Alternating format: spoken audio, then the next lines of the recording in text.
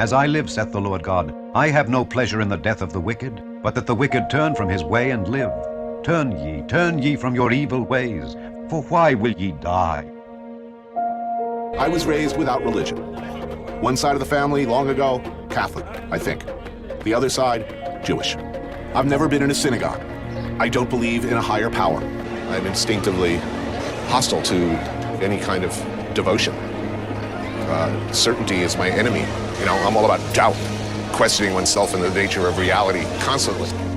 Tears stream down Rose McGowan's face as she speaks out about the shocking suicide of her friend Anthony Bourdain. The 61-year-old host of CNN's Parts Unknown hanged himself just 3 days after designer Kate Spade took her life in the same manner. The world would not be better off without you. Anthony, why?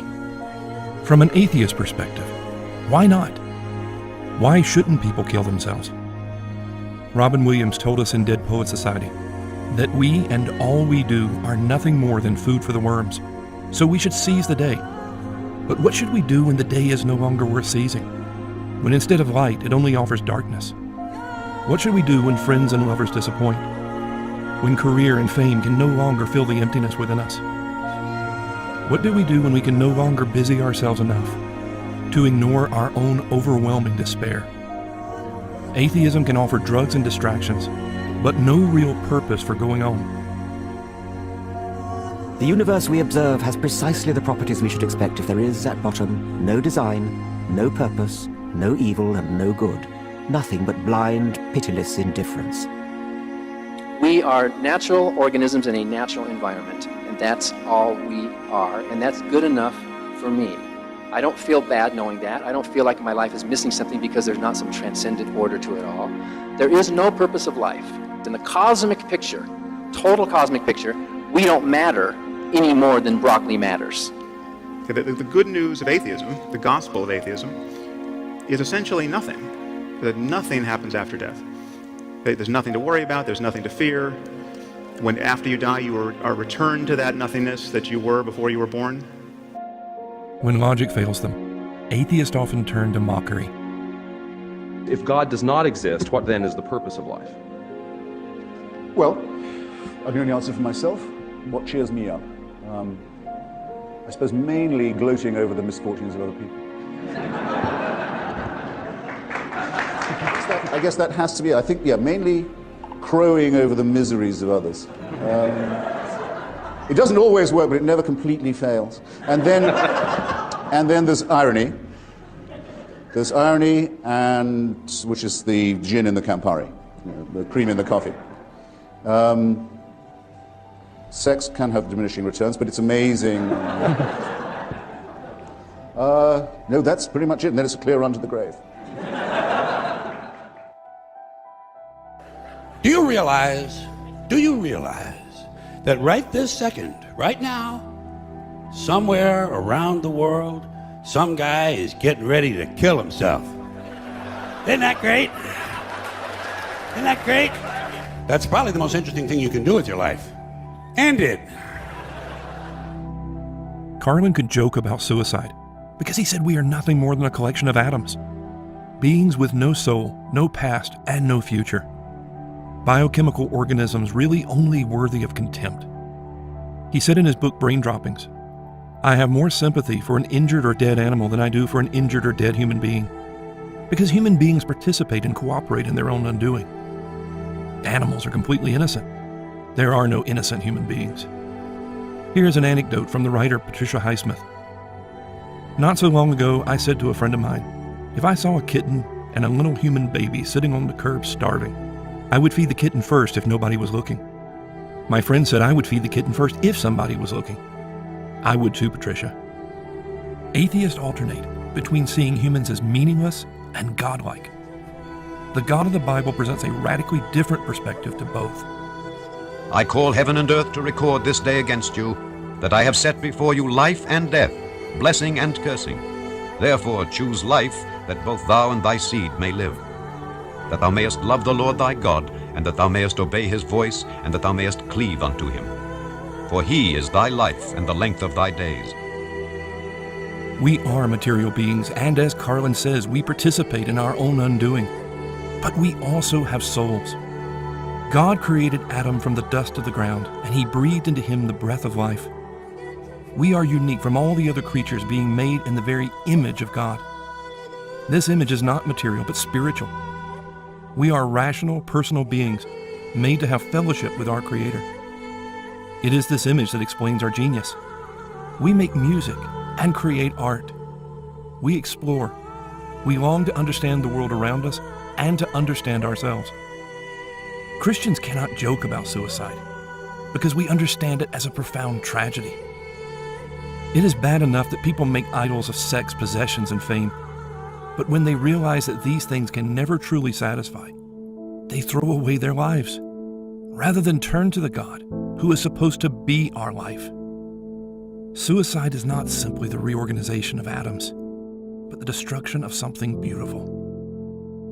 George Carlin may laugh at suicide, but we weep.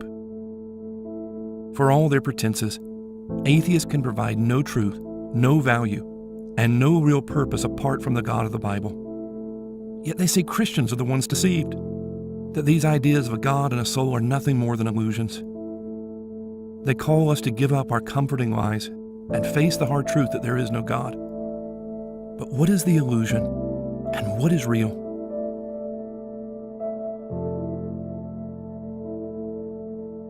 Atheists argue that if a housewife thinks she sees the Virgin Mary in a grilled cheese sandwich, all claims to the supernatural must be the same. People see what they want to see. Few are better at understanding how we can be fooled than the professional illusionist, James Randi. Good evening. My name is the Great Randall. I'm a liar, a cheat, and a charlatan.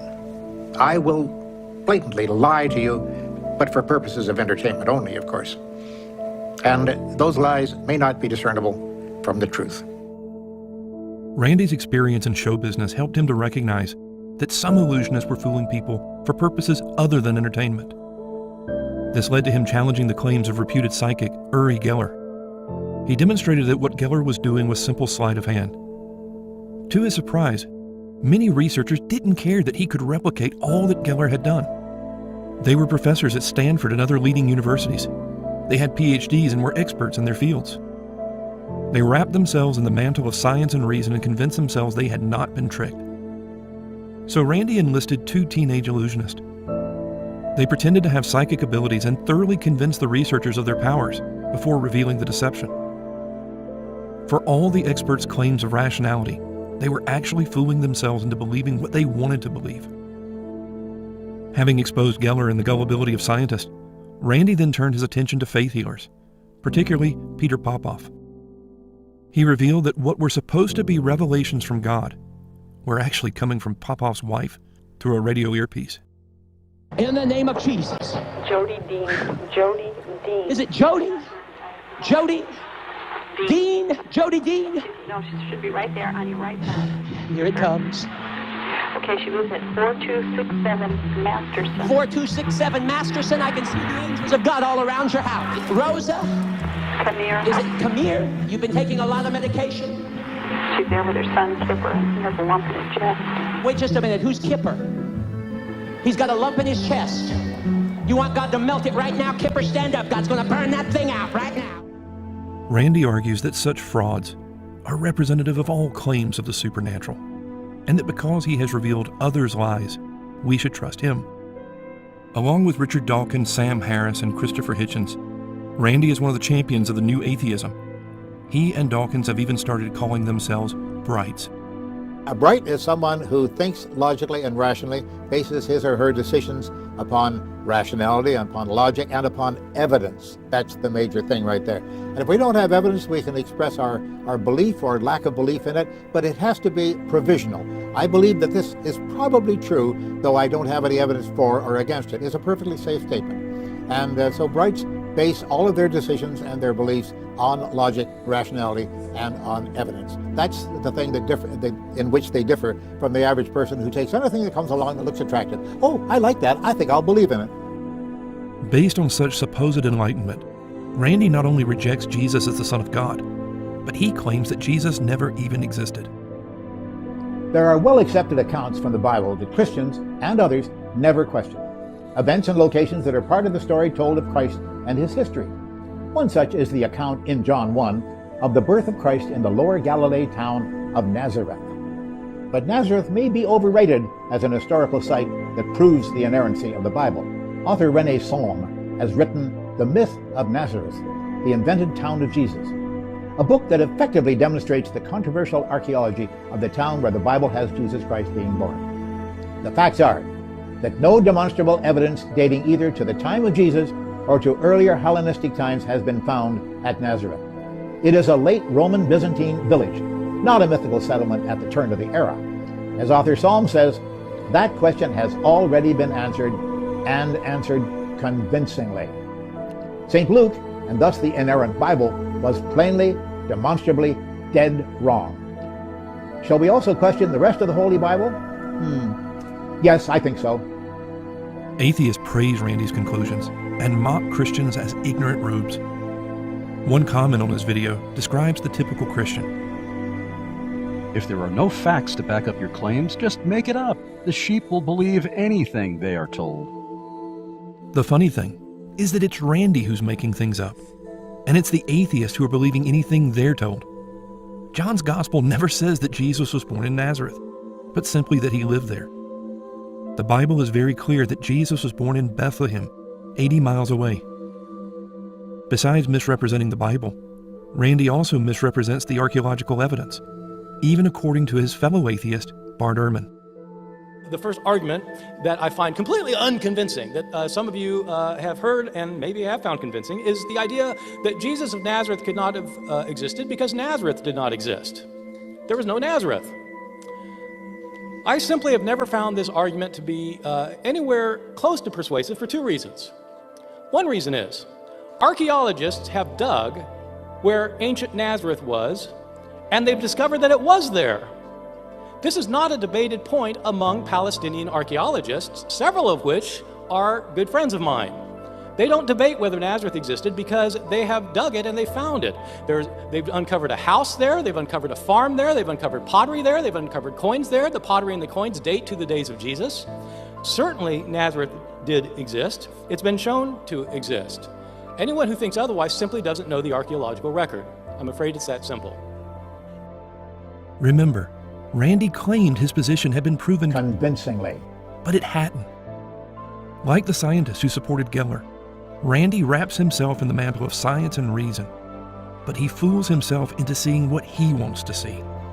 Such self-delusion is not incidental to atheism. It underlies all of atheism.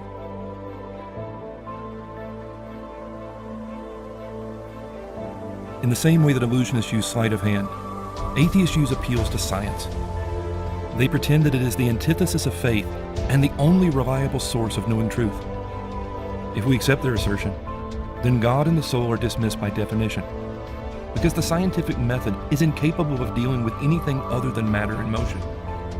But such claims are absurd, because logic, math, and even the scientific method itself are also immaterial. Atheists insist that without scientific proof, it is a delusion to believe that anything could be more than opinion. But by that standard, their confidence in science is also a delusion, because science cannot prove the immaterial principles on which it is based. Pioneers in the scientific revolution were not left to such absurdities. Scientists like Isaac Newton and Johannes Kepler believed that we could have true knowledge, because the God who made all things knows all things and has given us truth. He has revealed himself to be a reasonable God who made a reasonable universe. He invites us as his creatures to reason with him. This most beautiful system of the sun, planets, and comets could only proceed from the counsel and dominion of an intelligent being. Atheism is so senseless and odious to mankind that it never had many professors. Those laws of nature are within the grasp of the human mind. God wanted us to recognize them by creating us after his own image so that we could share in his own thoughts. Because of their confidence that a reasonable God controls the universe, these scientists believe the principle of induction allowed them to experiment and to draw accurate conclusions from their observations. Isaac Newton observed that for every action there was an equal and opposite reaction. He concluded this was the way God typically made nature to behave, and since God is reasonable, we should expect the same to apply in the future as a law of motion. Though the scientific revolution largely flowed out of the Protestant Reformation, it's no surprise to Christians that non-Christians can also do science, because we are all made in the image of God and we live in His universe. The problem for non-Christians is that when they suppress their knowledge of God, they lose any basis for expecting induction to work. Polytheism sees the universe as under the control of competing, unpredictable gods, while pantheism sees the universe under the control of an impersonal force. Neither gives real confidence that what happens today will in any way resemble what happens tomorrow. Both tend to view history as cyclical rather than linear, and both discourage experimentation in favor of contemplation. Aristotle could write brilliant works on logic, but also argue that things that weighed twice as much fell twice as fast. China discovered many things before the Christian West, but their worldview did not give them confidence in a rational framework into which to fit these discoveries. As late as 1922, the Chinese philosopher Yu Lunfang wrote, China has not discovered the scientific method because Chinese thought started from mind, and from one's own mind. Rather than seeing the scientific revolution as evidence for the God of the Bible, atheists assume they can appropriate the scientific method, but jettison the God on whose existence the method is based.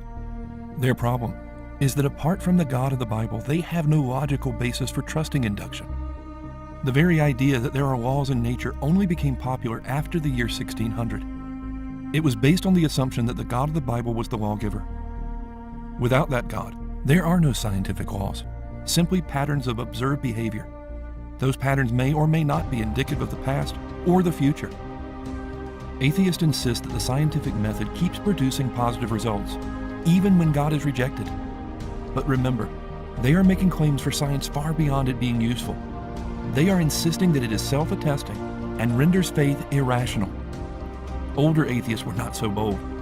The philosopher Bertrand Russell admitted, all arguments which, on the basis of experience, argue as to the future or the unexperienced parts of the past or present, assume the inductive principle.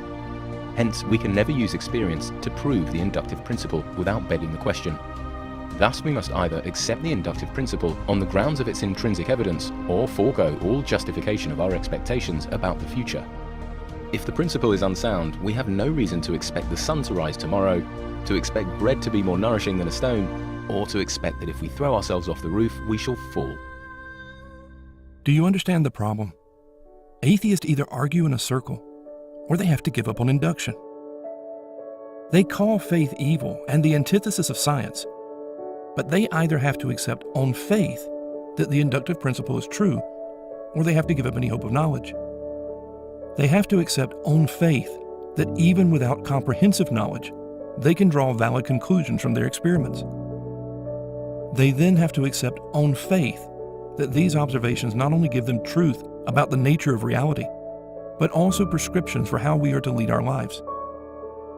When pressed with all the faith their system requires, some atheists will admit that they can't know anything with real certainty. I can live with doubt and uncertainty and not knowing. I think it's much more interesting to live not knowing than to have answers which might be wrong. I have approximate answers and possible beliefs and different degrees of certainty about different things, but I'm not absolutely sure of anything, and there are many things I don't know anything about. From the standpoint of objective reality, the belief that there is a God is a delusion. Do you still believe that? Yes. How do you know anything to be objectively real? How do I know it? What do you mean by know? Well, the thing is, you made the claim that according to objective reality, belief in God is a delusion. Yes, I'm stating what my belief is, right. Not reality. But you said according to objective reality. Yes, I believe it's objective. Okay, so how do you know anything to be objectively real when you've admitted you could be a brain in a vat? What do you mean by know? Do you mean how am I aware of? Right, how are you aware of objective reality? I'm aware of reality through my senses. Okay, how about this? Why don't you tell me one thing you know? Why? Because that's my question, sir. Well, what do you mean by know? Justified true belief. I'm not claiming to know. Anything. What do I consider as justified true belief? I believe that, well, in that context, justified true belief, are we using my definition of true or yours? Yours. What do you know to be true? What do you know that corresponds? I'm not omniscient in that context. Do you know that corresponds with absolute reality? Do you know that? No. Okay, well, that's fine. I asked him one thing, and he doesn't even know the one thing he claims to know. What? That's the problem. That's a problem. Unfortunately, few atheists are consistent with such uncertainty. They presume they can assign probabilities in a world in which they know nothing for certain. And rather than admit their foolishness, Some even dismiss philosophy, rather than reconsider their certainty of atheism. Philosophy is dead. Philosophers have not kept up with modern developments in science, particularly physics. Scientists have become the bearers of the torch of discovery in our quest for knowledge. Hawking's specialty was theoretical cosmology. Baby universes, a unified theory of everything, and higher dimensions sell books. But they are all pure conjecture. M-theory doesn't disprove God, but it makes him unnecessary. It predicts that the universe will be spontaneously created out of nothing, without the need for a creator. Atheists tell us that it's ridiculous to believe that the God who made the universe could make a snake to speak. But what is their alternative? A universe that creates itself from nothing. Where is their empirical evidence? How does nothing produce anything, much less human consciousness? We're not supposed to ask such questions. There's a reason that in spite of all the hype, Hawking never won the Nobel Prize. He did real science in the 1970s, but much of what he promoted later in life was science fiction in the cause of what he wanted to be true. He was championed because it was what a lot of others wanted to be true as well. Most atheists never think through the absurdity of their position. They embrace unbelief because they desperately want it to be true and convince themselves of a narrative that allows them to sneer at Christians. The more science progresses, the less need it has of God. Atheists tell us that primitive peoples assumed that gods must be behind the phenomena they could not understand. But now science is providing naturalistic explanations. Since we understand nuclear fusion, we supposedly don't need a god to create the sun. They assure us that science is filling in all the gaps in our knowledge and will soon make belief in God unnecessary. But once again, all of this is absurd. They are assuming that God must cause something without means or else have nothing to do with it. Imagine a car moving down a road. Someone who had never seen a car might assume it was being moved by magic. Science can provide a naturalistic explanation for the car's movement. A transmission that is unseen is moving the wheels. Science can push deeper and show that the transmission is being moved by an engine and even describe the internal workings of that engine. But none of these naturalistic explanations mean that the car arose without a creator or that its movements are without direction. Though atheists have no logical basis for doing science themselves, they insist that Christians are the enemies of reason, who refuse to objectively weigh the evidence. How do we know that these dinosaurs are hundreds of millions of years old? The answer is evidence. Tons and tons of mutually supporting evidence. Science is about testing, comparing and corroborating this mass of evidence, and using it to update old theories of how things work. Evolution by natural selection is supported by mountains of evidence, while creation contradicts the evidence and is only backed by some ancient scribblings. Dawkins pretends that the evidence speaks for itself and determines what he believes. But the reality is that, like the scientists who supported Uri Geller, he only accepts as evidence those things that confirm what he wants to believe. The evidence for God is all around us and in us, but atheists reject God before ever considering that evidence. I'm just interested, what sort of evidence could science or the physical universe present to you that would make you think, actually, that is evidence that there's a mind behind this? I find that a very difficult question. If I were looking in the Bible for evidence, heaven forbid, I would expect to see maybe increase in entropy is equal to Q reversible divided by temperature. And that is if there was literally an equation in the Bible, equation like in that. the Bible, rather than all this wishy-washy, elastic writing that it pervades. Right, so if there was something like that they discovered in the Bible, then I'd think then it was you'd probably think a forgery. Well, exactly. The problem is, would it actually make you? No. I mean, is there anything from is there any kind of evidence in the universe that could make? I mean, if the stars lined up to spell, Peter, please believe in me, it's about time. I put it down to madness. Atheists begin with the assumption that any naturalistic explanation, no matter how far-fetched, is superior to one that involves Jesus being who he claimed to be. This was again about the virgin birth, I think. Which is more likely, that the whole natural order is suspended, or that a Jewish minx should tell a lie? Atheists argue that Jesus must have never existed. If he did exist, his miracles must have been mere legend. If there was more to them, he must have been an illusionist like Geller or Popov. He could never truly have risen from the dead, so if he was crucified, he must have only appeared to die. If he really died, the disciples must have stolen the body. The fact that the disciples suffered martyrs' deaths for insisting on Jesus' resurrection is explained away by saying that people do crazy things. Such skepticism makes all knowledge impossible, but atheists only use it to dismiss what they want to ignore.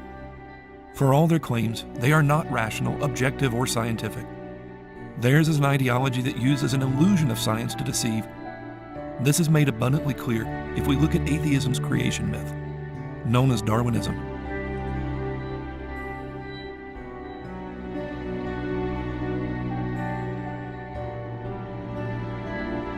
Darwinism is supposed to be real science, but science can be objectively falsified.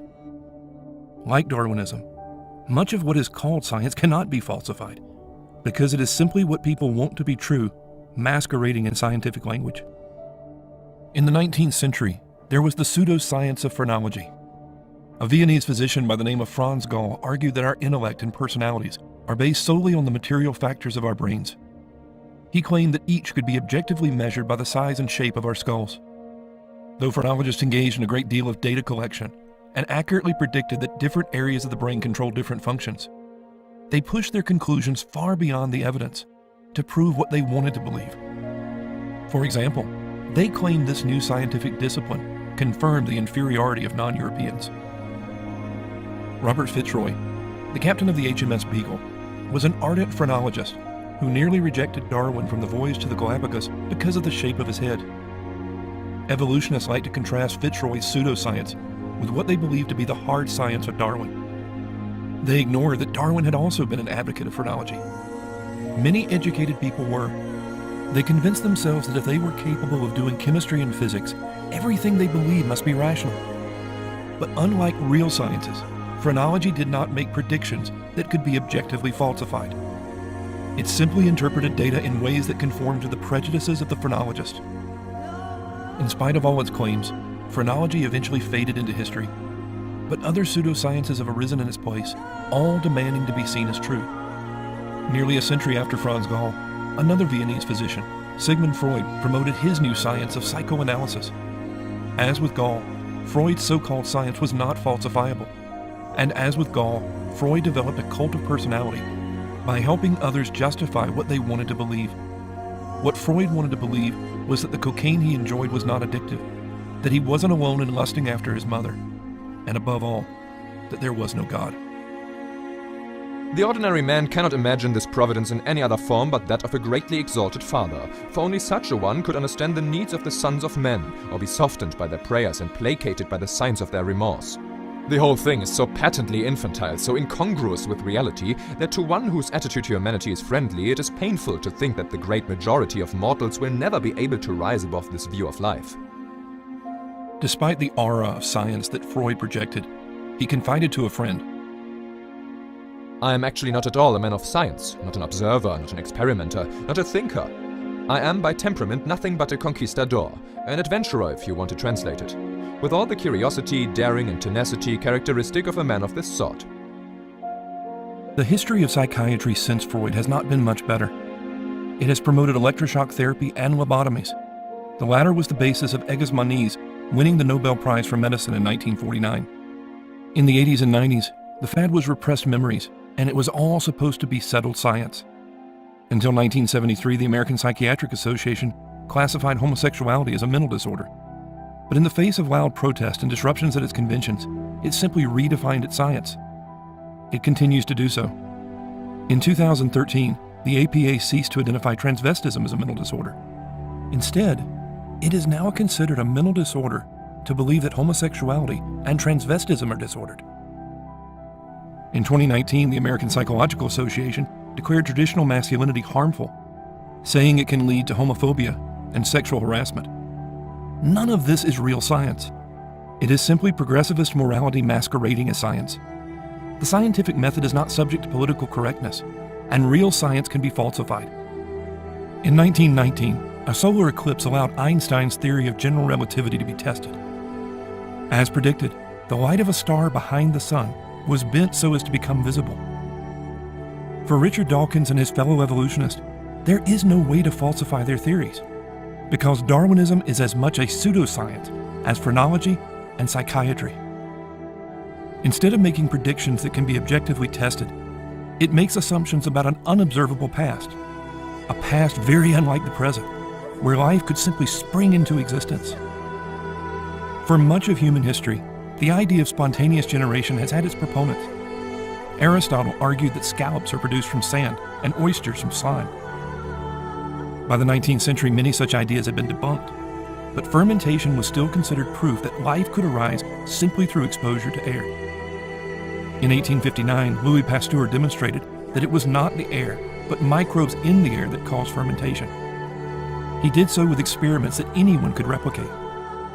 All subsequent experiments show the same thing that Pasteur found, that life comes from life, never from non-living matter.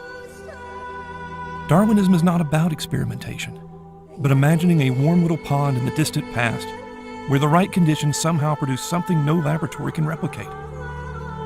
Like phrenology and psychoanalysis, it is about massaging data to fit a predetermined theory.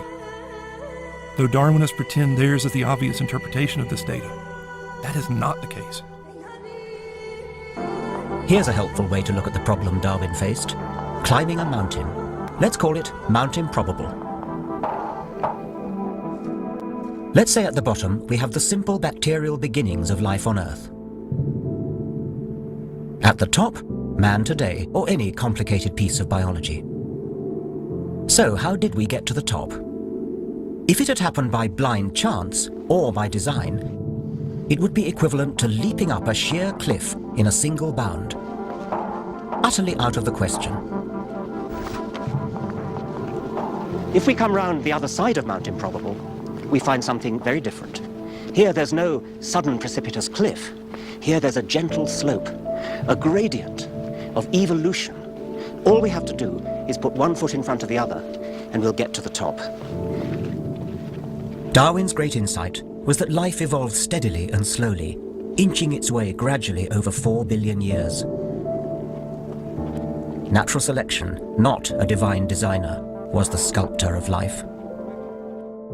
Under the microscopes of Darwin's day, cells seemed very simple. The idea of such cells arising spontaneously and mutating into higher forms of life seemed reasonable. But modern technology has allowed us to see deep inside these cells and demonstrated a complexity far beyond anything Darwin could have imagined. Red blood cells are so small that over 150 billion could fit in a cubic inch.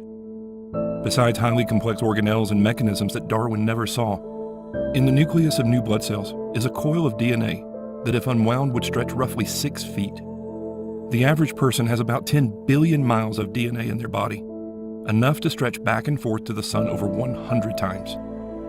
The smallest genome ever discovered is in a simple bacteria, but even it has nearly 160,000 base pairs.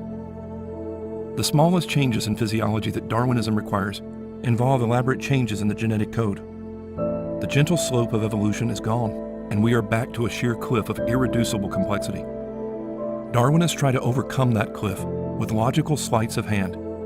If pesticides kill off non-resistant insects and resistant ones proliferate, this is supposed to prove Darwinism. But this involves the loss of genetic material within a population, not the additions required to make higher forms of life possible. Such reductions make up much of the supposed evidence for Darwinism. All domestic dogs descend from the wolf. Various traits were purposely bred out to produce the diversity we now have. Intentional breeding among rabbits has resulted in such variety that some can no longer successfully reproduce with one another. Darwinists point to this as the creation of new species, as if it's the same as the development of a higher form of life. But it's not. The rabbits are still rabbits, and no breeding program can change that. Countless generations of fruit flies have been raised in laboratories.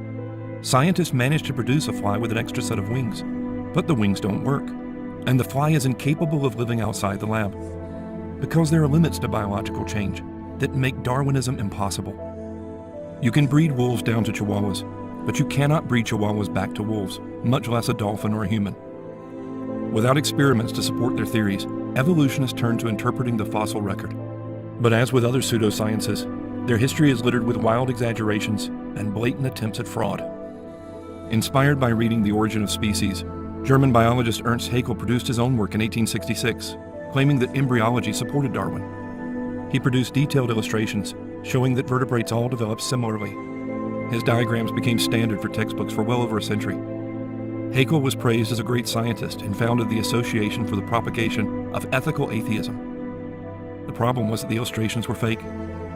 The images were doctored to prove what Haeckel wanted to be true. Critics pointed out his misrepresentations soon after their publication, but it would take over a century for Darwinists to admit to the fraud. In the meantime, Haeckel speculated that Indonesia would be a proper place to find the missing link between ape and man.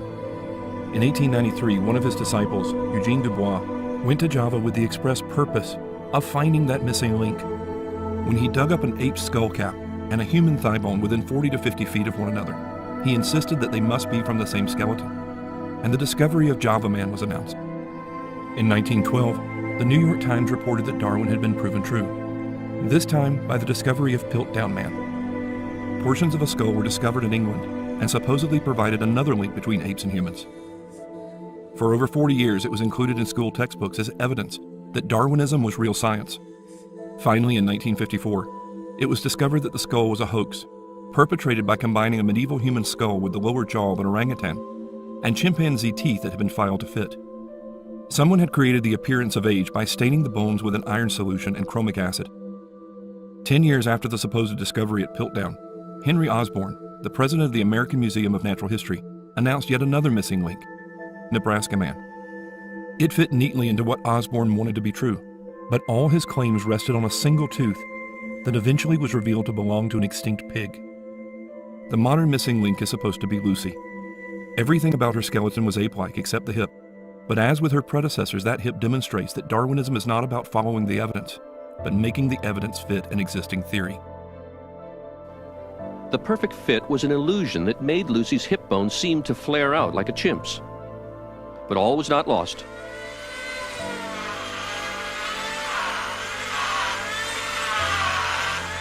Lovejoy decided he could restore the pelvis to its natural shape.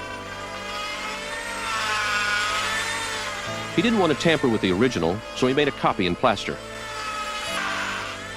He cut the damaged pieces out and put them back together the way they were before Lucy died. It was a tricky job, but after taking the kink out of the pelvis, it all fit together perfectly, like a three-dimensional jigsaw puzzle. As a result, the angle of the hip looks nothing like a chimp's, but a lot like ours. Einstein's theory made quantifiable predictions. What does Darwin's theory predict? The survival of the fittest. And how do we know which are the fittest? It's those which survive. This is not science, but a tautology. Everything supposedly proves Darwinism, yet nothing does in the same way as in the hard sciences of chemistry and physics. Darwinists claim to find simpler organisms in older rocks and more complex organisms in younger rocks. This sounds persuasive until you realize that they not only date the fossils by the rocks, but the rocks by the fossils. Darwin knew that the fossils he had available did not demonstrate gradual change over time, with a multitude of intermediate forms. But he was convinced that as more data was collected, his theory would be confirmed. The last century and a half has only strengthened the evidence that animals appear suddenly in the fossil record and remain relatively unchanged, the very opposite of what Darwin predicted.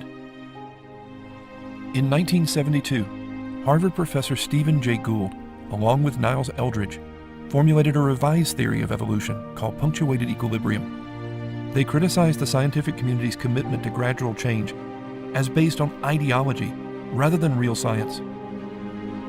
The general preference that so many of us hold for gradualism is a metaphysical stance embedded in the modern history of Western cultures. It is not a high-order empirical observation induced from the objective study of nature.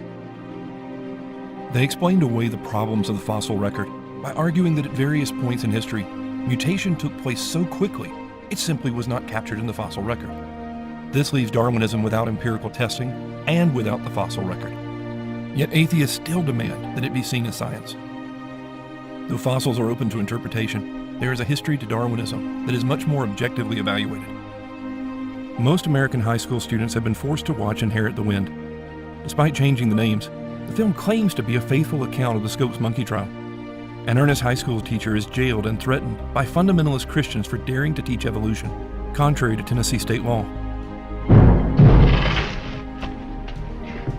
Good morning, young ladies and gentlemen.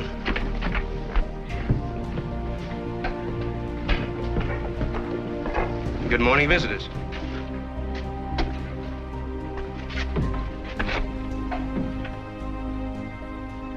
For our science lesson for today, we will continue our discussion of Darwin's theory of the descent of man.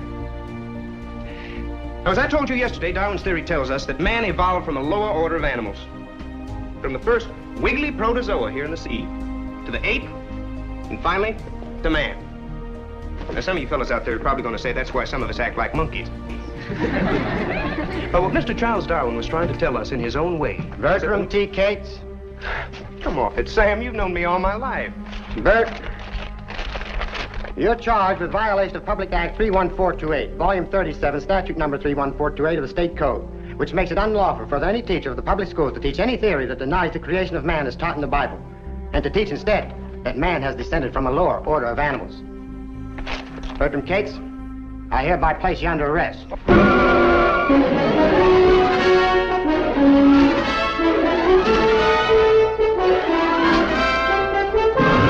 Monkey trial. Here's another one. Monkey shines in Hillsboro. The whole world's laughing at us.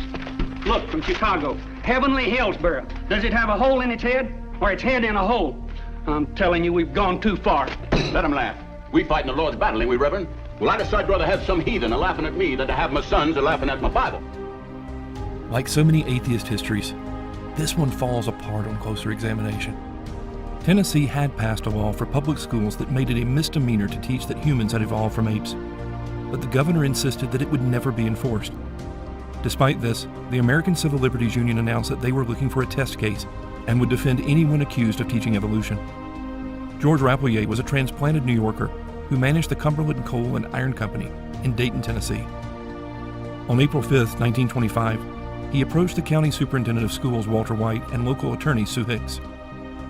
Dayton was suffering economically at the time, and Rapelier believed that a trial would give the town some much-needed publicity. The three convinced their friend John Scopes, a 24-year-old football coach and sometimes substitute biology teacher, to be arrested for having taught evolution. Though the school's textbook included evolution, Scopes would admit after the trial that he had never actually taught it, but that was irrelevant to their plans. Scopes was arrested, but the popular coach was never jailed. The law only called for a misdemeanor fine. In the movie version, he's jailed throughout the trial and threatened with lynching. We'll hang Bert Cates to a sour apple tree. We'll hang Bert Cates to a sour apple tree. We'll hang Bert Cates to a sour apple tree. Our Lord is marching on. Clarence Darrow, a member of the ACLU, volunteered to defend Scopes, but told the jury the only conclusion they could reach was guilty. His hope was that the ACLU could appeal the case to the Supreme Court and have the law declared unconstitutional. When Scopes was given a $100 fine, the prosecutor, William Jennings Bryan, offered to pay it for him. Rather than reaching the Supreme Court, the conviction was later thrown out on a technicality. Rather than being a victim, John Scopes would later say, I've often said that there is more intolerance in higher education than in all the mountains of Tennessee. When retelling this story, atheists turn a publicity stunt into a near lynching. In seeking support for his nonprofit foundation, Richard Dawkins promises. Number 3, change the culture. How do you do that? By sponsoring, commissioning, and producing plays and movies, helping high schools across the country put on Inherit the Wind. Richard Dawkins is well aware of these facts, but he's still promoting Inherit the Wind. If we know that he and the Darwinists are lying to us about a history we can objectively verify, why should we trust them about any other history? Darwinists also gloss over what was taught by the textbook at the center of the controversy. The races of man. At the present time, there exist upon the earth 5 races or varieties of men, each very different from the other in instincts, social customs, and to an extent in structure. These are the Ethiopian or Negro type, originating in Africa, the Malay or brown race from the islands of the Pacific, the American Indian, the Mongolian or yellow race, including the natives of China, Japan, and the Eskimos, and finally, the highest type of all, the Caucasians, represented by the civilized white inhabitants of Europe and America. Considering where such thinking led, and the horrors done by Hitler in the name of helping evolution along, It shouldn't surprise us that Richard Dawkins tries to distance Darwin from him. I should here mention the popular canard about Hitler being inspired by Darwin. It comes partly from the fact that both Hitler and Darwin were impressed by something that everybody has known for centuries. You can breed animals for desired qualities. Hitler aspired to turn this common knowledge to the human species. Darwin didn't. His inspiration took him in a much more interesting and original direction. Darwin's great insight was that you don't need a breeding agent at all. Nature, raw survival or differential reproductive success, can play the role of breeder.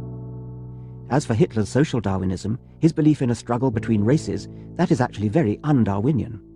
For Darwin, the struggle for existence was a struggle between individuals within a species, not between species, races, or other groups. Don't be misled by the ill-chosen and unfortunate subtitle of Darwin's great book, The Preservation of Favored Races in the Struggle for Life. It is abundantly clear from the text itself that Darwin didn't mean races in the sense of a group of people, animals or plants, connected by common descent or origin. Is Dawkins telling us the truth? Let's see what Darwin actually said. At some future period, not very distant, as measured by centuries, the civilized races of man will almost certainly exterminate and replace throughout the world the savage races. At the same time, the anthropomorphous apes, as Professor Schaffhausen has remarked, will no doubt be exterminated. The break will then be rendered wider, for it will intervene between man in a more civilized state, as we may hope, than the Caucasian, and some ape as low as a baboon, instead of, as at present, between the Negro or Australian and the gorilla. Francis Galton, Darwin's cousin, had no question as to what Darwin was teaching. He incorporated these ideas into a new science that he labeled eugenics. There is nothing, either in the history of domestic animals or in that of evolution, to make us doubt that a race of sane men may be formed who shall be as much superior mentally and morally to the modern European as the modern European is to the lowest of the Negro races. Charles Darwin's son Leonard also seemed to be clear as to the implications. He became the head of the English Eugenics Society. But it was in the United States that eugenics became particularly popular. Birth control is not contraception indiscriminately and thoughtlessly practiced. It means the release and cultivation of the better racial elements in our society and the gradual suppression, elimination, and eventual extirpation of defective stocks. Those human weeds which threaten the blooming of the finest flowers of American civilization. 37 states eventually created eugenics laws, and tens of thousands of U.S. women were sterilized against their wills. Even the Supreme Court refused to intervene. But it was in Germany that Darwin's views were taken to their most hideous lengths. But atheists try to avoid this fact by claiming that Hitler was actually a Christian. They base this on him being baptized as an infant and using Christian language in his public speeches. Their reading of history is very selective. The official religion of the Nazis was called positive Christianity, but it promoted a Jesus who was neither Jewish nor divine. It was a religion in which the swastika was added to the cross, but Hitler was the voice of God. Hitler's Reich Minister of Church Affairs, Hans Kurl, described it. Positive Christianity is National Socialism. Dr. Zöllner and Count Galin have tried to make clear to me that Christianity consists in faith in Christ as the Son of God. That makes me laugh. True Christianity is represented by the party, and the German people are now called by the party, and especially by the Führer, to a real Christianity. The Führer is the herald of a new revelation. Hitler's head of the Nazi Party Chancellery, Martin Bormann, was even more clear in a directive to other government officials. National Socialist and Christian concepts are incompatible. The Christian churches build upon the ignorance of men and strive to keep large portions of the people in ignorance, because only in this way can the Christian churches maintain their power. On the other hand, National Socialism is based on scientific foundations. When we National Socialists speak of a belief in God, by God we do not understand, as do naive Christians and their clerical beneficiaries, a man-like being who is sitting around in some corner of the sphere. The force which moves all these bodies in the universe, in accordance with natural law, is what we call the Almighty, or God. It shouldn't surprise us that Hitler sought to wrap his ideology up in religious terms palatable to the populace. Hitler's private statements make his views even more clear. You see, it's been our misfortune to have the wrong religion. Why didn't we have the religion of the Japanese, who regard sacrifice for the fatherland as the highest good? the Mohammedan religion too would have been much more compatible to us than Christianity. Why did it have to be Christianity with its meekness and flabbiness? Our epoch will certainly see the end of the disease of Christianity. It will last another 100 years, 200 years perhaps. My regret will have been that I couldn't, like whoever the prophet was, behold the promised land from afar. Adolf Hitler ist unser Retter, unser Held, der edelste Führer auf der ganzen Welt. Für Hitler leben wir und wir sterben gerne wir, für den Führer bis zum Tod, denn er ist unser Gott. Despite atheist claims, Hitler was no Christian. He was actively hostile to the Jesus of the Bible. Whether or not he should be seen as a strict atheist or a pantheist is a matter of debate.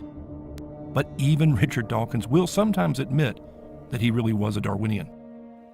Now, you are right when you say that aspects of what Hitler tried to do could be regarded as arising out of Darwinian natural selection. That's exactly why I said that I despise Darwinian natural selection as a motto for how we should live. I tried to say we should not live by Darwinian principles, but Darwinian principles explain how we got here and why we exist in the scientific sense.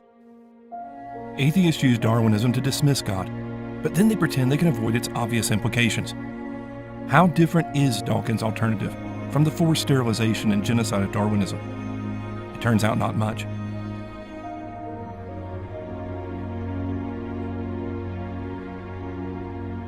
The God of the Old Testament is arguably the most unpleasant character in all fiction. Jealous and proud of it, a petty, unjust, unforgiving control freak, a vindictive, bloodthirsty ethnic cleanser, a misogynistic, homophobic, racist, infanticidal, genocidal, filicidal, pestilential, megalomaniacal, sadomasochistic, capriciously malevolent bully. Remember, this is the same Richard Dawkins who said, The universe we observe has precisely the properties we should expect if there is, at bottom, no design, no purpose, no evil and no good. Nothing but blind, pitiless indifference. So how does Dawkins' rage against God make sense in a universe where there is no evil and no good? It doesn't. Dawkins only argues for a materialistic universe when it suits him. Then he simply makes it disappear. We can leave behind the ruthlessness, the waste, the callousness of natural selection. Our brains, our language, our technology make us capable of forward planning. We can set up new purposes of our own. And among these new goals can be the complete understanding of the universe in which we live. A new kind of purpose is abroad in the universe. It resides in us.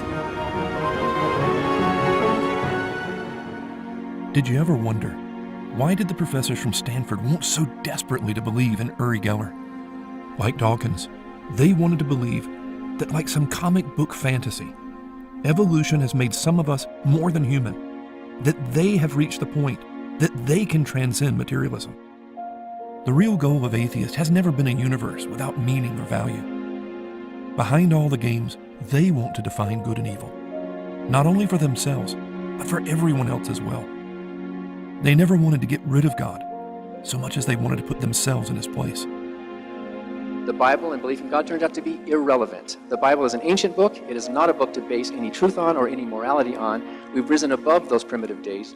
We are kinder than Jesus. We are smarter than the God of the Bible. We are smarter than those people who wrote that book, and we don't need it. And millions of us know that. Although we are puny and insignificant on the scale of the cosmos, this makes us, in a sense, the lords of creation. Do you understand the foolishness of what Hawking was saying? He was unable to move or even to speak without the aid of a computer. He was dying, and yet he called himself a lord of creation. His self-deception goes back to a very old lie.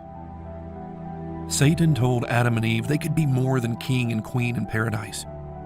They could be as gods. All they had to do was to reject what God had said and define morality for themselves. They presumed they could sit in judgment over God, but they were sorely disappointed. Rather than exalting themselves to godhood, their rebellion made them slaves to sin, and they were cast out of paradise. This world of lies, rape, addiction, and murder is the fruit of our first parents thinking themselves smarter and more virtuous than their Creator. Despite all the evidence to the contrary, men have never stopped believing that they could take the place of God and regain paradise without Him. There were many gods in ancient Egypt, but the central deity was Pharaoh, a man who called himself King of Kings and Lord of Lords. He considered himself truly enlightened and claimed he was leading people to paradise through a state that promoted incest, bestiality, and homosexuality. The Apostle Paul described the pagan world. Professing themselves to be wise, they became fools, and changed the glory of the uncorruptible God into an image made like to corruptible man, and to birds and four-footed beasts and creeping things. Wherefore God also gave them up to uncleanness through the lusts of their own hearts, to dishonor their own bodies between themselves, who changed the truth of God into a lie, and worshipped and served the creature more than the Creator, who is blessed forever. Amen. For this cause God gave them up unto vile affections, for even their women did change the natural use into that which is against nature. And likewise also the men, leaving the natural use of the woman, burned in their lust one toward another. Men with men, working that which is unseemly, and receiving in themselves that recompense of their error which was meet. Though the pharaohs promised exaltation to those who followed them, what they really brought was slavery. The Roman emperors, like the pharaohs, declared themselves divine and the saviors of the world. And like the pharaohs, they considered sexual license to be the mark of true freedom. The Emperor Nero's wives included not only 2 women, but also 2 men. Christians were considered the enemies of humanity because they did not indulge in such things. But the greatest crime of which Rome accused them was their refusal to worship the divinity of Caesar. Atheists in more modern times may prefer calling themselves brights or lords of creation. But like the pagan god kings of antiquity, they do not tolerate those who refuse to see them as divine, and their state as the only true Messiah. When atheists seized power in the French Revolution, Christian worship was made illegal, and the cult of reason was declared to be the official state religion. It was an explicitly atheistic system that celebrated the people instead of God. Church buildings across France were rededicated as its temples, and the Marquis de Sade rejoiced. The reign of philosophy has finally annihilated that of imposture. Man is finally becoming enlightened, and destroying with one hand the frivolous playthings of a divine religion, it raises with the other an altar to the divinity dearest to its heart. May filial piety, grandeur of soul, courage, equality, good faith, love of the fatherland, beneficence, may all these virtues, I say, each erected in one of our former temples, become the only objects of our homage. de Sade had spent years in prison as a rapist and pedophile. The revolutionary government not only released him, but soon elected him a delegate to its national convention. His acceptance was symbolic of the new revolutionary morality. Sodomy was legalized in 1791 along with incest. As a celebration of atheism, a prostitute was paraded through the streets of Paris before being placed on the altar of Notre Dame Cathedral as a symbol of reason and liberty. The government no longer wanted time to be connected to the birth of Jesus, so they declared a new calendar with 1789 as year 1. Sunday and the 7-day week were abolished in favor of a 10-day week, ending with a celebration of liberty, fraternity, and equality. The Protestant Reformation had produced the limited government of the English Bill of Rights. The rule of law and individual freedoms were rooted in a biblical understanding of man's sinfulness. For French atheists, they were the enlightened and answerable to no God anywhere. Rape, theft, and murder could all be justified by what they considered the greater good. Rather than ushering in a golden age of truth and freedom, atheism brought the reign of terror. Hundreds of priests and nuns were killed, and tens of thousands more fled under threat of death. Slaves were freed in the French colony of Haiti, but were then set to the slaughter of their former masters who were considered enemies of the revolution. Rather than making anyone truly free, the cult of reason made all men slaves to a messianic state.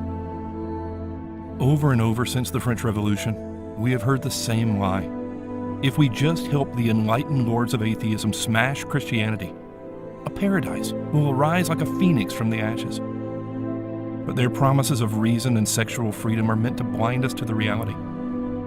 Atheism's war against God never produces its promised utopia, but inevitably brings hell to earth. Religion is the opium of the people. The abolition of religion as the illusory happiness of the people is the demand for their real happiness. We have no compassion, and we ask no compassion from you. When our turn comes, we shall not make excuses for the terror. Atheism is the natural and inseparable part of communism.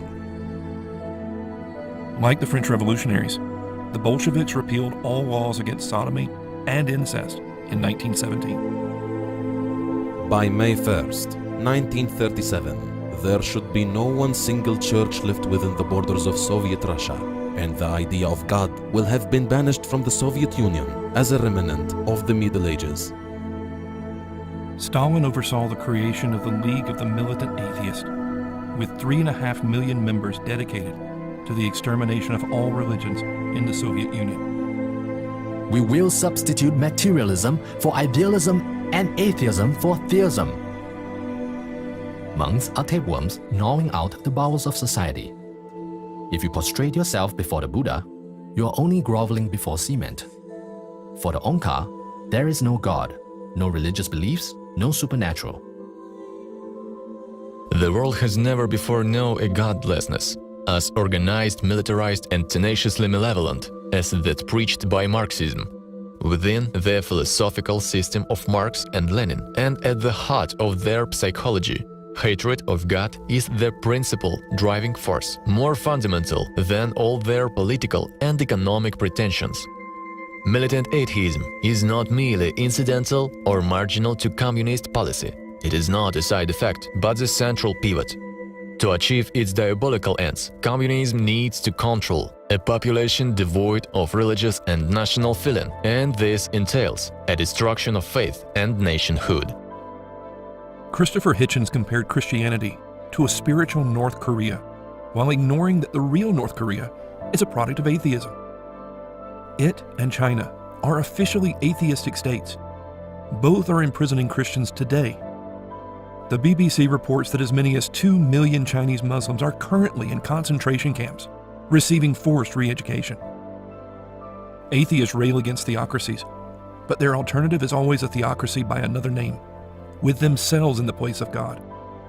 Even in countries where they cannot yet declare Christianity treason, they still insist it is the root of all evil. One of the reasons why I have the lurid subtitle I do, my book, Religion is a Poison, is that it makes ordinary moral people, compels them, forces them, in some cases orders them to do disgusting, wicked, unforgivable things. There's no expiation for the generations of misery and suffering that religion has inflicted in this way and continues to inflict, and I still haven't heard enough apology. There is a logical progression that goes from believing in faith, having faith that your God tells you to do something, and doing terrible deeds, like suicide bombing, like flying planes into skyscrapers. The vast majority of people of faith don't do such terrible things. But those people who do terrible things do it believing that they are righteous and good, and they think that they're doing the will of their God. So they're not evil people, they're actually good people by their own lights. They believe they're doing good things, and that's why religion is evil, because it can make you do evil things, believing that they are good. Dawkins ignores what happens when men define good for themselves. He ignores the 100 million people killed in the name of atheism in just the last 100 years. He dismisses the pedophilia he experienced as a child. Instead, he insists the real immorality is raising children as Christians. Don't ever tell a child you belong to this religion. That is child abuse. Have you ever thought through what Dawkins is saying? If parents teaching their children religion is child abuse, then shouldn't the state stop it? But what happens when parents refuse to turn their children over to the state? What should the state do then? Every atheistic despot has argued that imprisoning and killing people was for the public good. They've argued that religion is the enemy of a rational and good society. They insist it is religion that keeps society from evolving into something better. Stalin had the power to impose his morality. What would the world look like if Dawkins had the power to impose his? We're told that such questions are unfair, because atheism is not a system, but only a negation of belief. Despite such pretenses, modern atheists not only sound a lot like one another in their positive prescriptions, but they also sound a lot like the old pagans. They've updated the packaging, but they've revived the pagan idea of spontaneous generation. They brought back the messianic states of Pharaoh and Caesar. And they continue to push the pagan view that true freedom is only found in sexual license. So, you guys, seriously, this next thing I feel is very special. This is a cool little segment. You know this woman from Crazy Ex-Girlfriend. Please give it up for Rachel Bloom. This one goes out to all my bipeds who identify as haters. This world of ours is full of choice, but must I choose between only John or Joyce? It's evolution, ain't nothing new. There's nothing taboo about a sex food. Drag queen, drag king, just do what feels right. You're tall, pansexual, flirty wooden sprite. That's exactly the right message, Rachel. Nice job. Dawkins recognizes that moral relativism is absurd, so he insists that a moral zeitgeist has developed, where reasonable people like himself agree on what is good and evil. Besides what we've just seen, what else does such a morality entail? Peter, I think you must be one of the most moral people in the world. You've certainly got one of the most logically thought-out ethical positions in the world. And yet, precisely because of its logical consistency, you seem to get a lot of flack coming from two quite different directions. Well, that's certainly true. On the one hand, I'm critical of the attitudes that most people in society have towards animals. I think that we don't take the interests of animals seriously enough, and in a way I think it's an implication of Darwinism that we should take them more seriously, or at least that it breaks down some of the barriers that have separated us from animals. But on the other hand, because I don't think that humans are special just in virtue of being a member of the species Homo sapien, I think that if you have humans who are, for example, severely damaged at birth, that it's not wrong to end their lives. So I think that in some cases, human beings don't have a right to life because they don't have the possibility of having a worthwhile and meaningful life. And so, of course, I get flack from conservative moralists and conservative Christians from that perspective. Well, that seems to me to be completely logically consistent. What about infanticide? Strictly morally, I can see no objection to that at all. I would be in favor of infanticide. But I think I would worry about, I think I would wish at least to give consideration to the person who says, well, where does it end? And I know that Ingrid Newkirk, who's the head of People for the Ethical Treatment of Animals, has actually said that she would like her body to be eaten. She's making a statement by that, when she dies, that she would like her friends to barbecue her, because she's trying to make the point, I guess, that this is not so different from what people do. In fact, it's morally better. Steve Gould once speculated about the possibility of a hybrid between humans and chimps, and he added that he could think of no experiment that would be more immoral to do. I couldn't get that. I mean, it seemed to me that it might be a very moral thing to do, precisely because it would have the effect of breaking the barrier of the wall around Homo sapiens. Atheists rail against the judgments of God in the Bible, but here is Dawkins, the hero of modern atheists, arguing for cannibalism, infanticide, and the creation of human-ape hybrids. Things that sound eerily like the positions of those with whom he doesn't want to be associated. Their thinking is similar because they believe the rest of us are just animals, but they've evolved into something divine. Richard Dawkins' rage against God makes perfect sense when you realize that Dawkins is a jealous God and proud of it.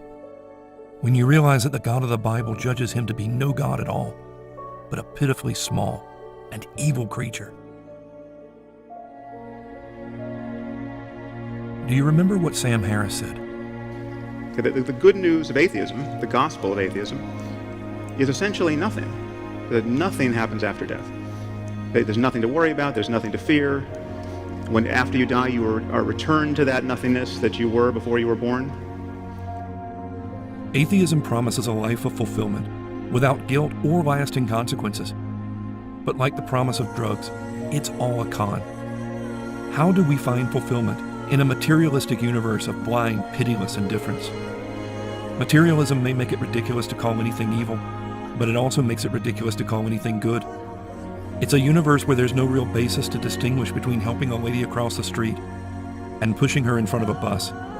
It's a universe in which nothing can be considered ugly, but also one in which nothing is really beautiful. Some things may amuse us for the moment, but remember, we and all we do are nothing more than food for the worms. How long can we really distract ourselves from the meaninglessness of it all? Atheists try to transcend the emptiness of materialism and create their own meaning and value. but they quickly demonstrate themselves to be foolish substitutes for God. They promise truth, but deliver lies, because they cut themselves off from the God of truth. They promise messianic states, but only deliver tyrants, because they cut themselves off from the God of love. They promise exaltation through sex, but they only bring degradation. The truth is that whether as God kings or as lovers, other people make pitifully small and disappointing gods. Many are fooled into believing that fulfillment can eventually be found. They just need to achieve something more or get the right person in their lives. It's a dream that never becomes reality. Brad Delp was the lead singer of the rock group Boston. He had the fame, fortune, and romance that are all supposed to make life worth living. His suicide note simply read, "I am a lonely soul." Atheists have no real answers to suicide. They can offer drugs and distractions, but nothingness is often preferable to their broken promises of life apart from God. But atheists are not only lying about the here and now, they are also lying about what comes next. Instead of death bringing the promised escape, it ushers people to a judgment for which they are completely unprepared. Atheism isn't about truth, but suppressing the truth in unrighteousness. It isn't about science, but science fiction. It isn't about tolerance, but the demand that we must agree with those who consider themselves enlightened. Instead of life, what atheists really offer is death, because they cut themselves off from the God who is supposed to be our life. Atheists blame God for the pain and suffering of this world, but we are not the victims. We are the problem. God is not the monster. We are. Have you ever lied? What does that make you? God says that all liars deserve to burn in the lake of fire. Atheists say that such punishments tell us how evil the God of the Bible is, but the reality is it tells us how evil we are. We know that God commands us not to lie. So when we deceive others, we demonstrate that we love ourselves more than the God who made us and has given us everything. The reality is that unless our hearts are changed, we are all liars and hate the God of truth.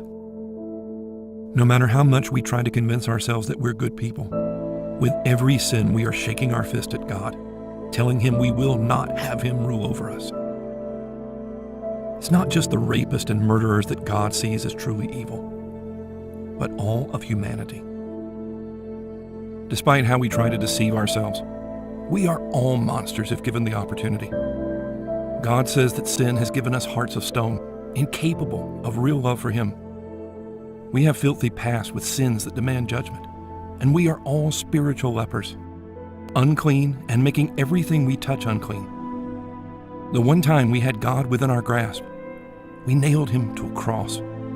But on that cross, Jesus died for our sins. The biblical gospel is not about men exalting themselves to become gods, but God humbling himself to become a man. Atheists feel virtuous for what they hate, but the real gospel is about Jesus, the incarnation of love, dying for those who hated him. Jesus nails our stony hearts to the cross and gives us a new heart that loves him. He bears our sins to the cross and pays their penalty so that we might receive his perfect life counted to us.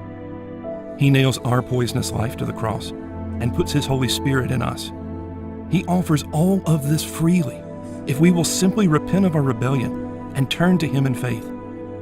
The biblical gospel is so much more than the nothingness of atheism. It is reconciliation with the God who gives light and truth in this life and for all eternity.